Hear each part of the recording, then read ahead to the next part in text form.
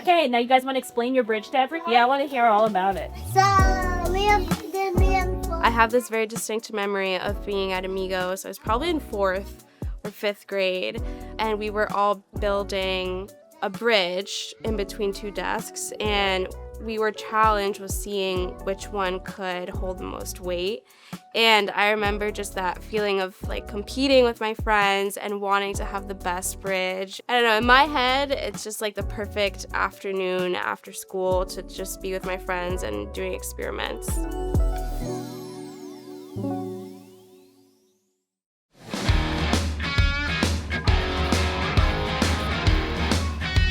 Today we were building a parachute.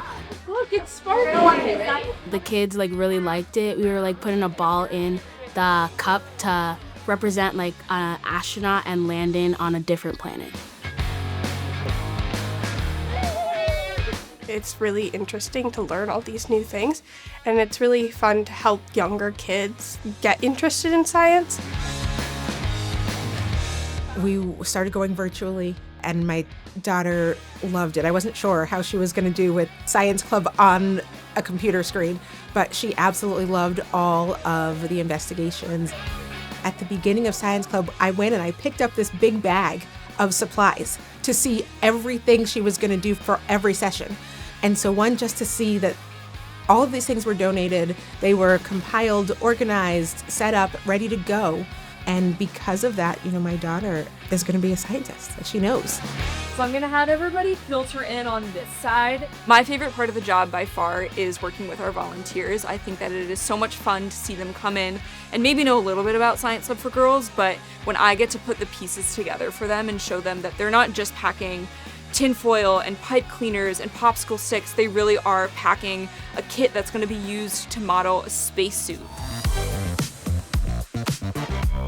The girls loved the hands-on aspect of the learning. If it were just kind of like a lecture type thing, they wouldn't be as engaged. does this need to be soldered or not? Without the materials that they have to do these projects, we wouldn't be able to show them anything, they wouldn't be able to create anything. So yeah, it's very important. So what would happen if oil is spilled in the ocean? These girls have so much imagination and excitement and creativity, and it gives me so much hope that these next generations are gonna just take it. A girl was talking to me about a theory that I didn't even know myself. I think it was something about velocity, translational velocity.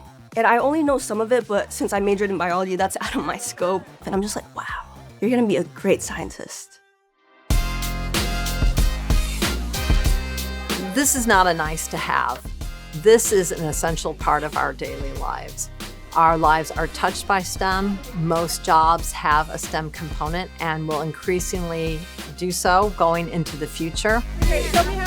Sort of the reason I wanted to bring her to Science Club is because I thought it would tap into that desire that she already had. And it has just I've seen it blossom with her.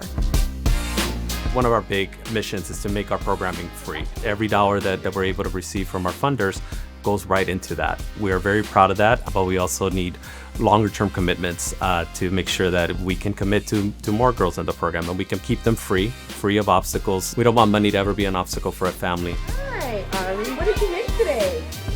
It's like the donors are watering these little seeds and they get to see them turn into these beautiful flowers, these great gardens of these smart little sciencey kids. And so cheers to you. And I hope you feel like the immense love and gratitude from the parents and the children in the club.